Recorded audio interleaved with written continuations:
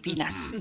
Noong sinabi sa akin na ganun yung nangyari, isang tao na convicted ng child abuse of IP children ay sinight in contempt ang isang IP lawyer who managed a multi-awarded city. Nahiya ako para sa Pilipinas. Nahihiya ako para sa Pilipinas. Alam niyo ba, sa ibang bansa, kapag convicted ka ng child abuse, para kang may leprosy. Walang lalapit sa iyo. Walang tatanggap sa iyo sa trabaho.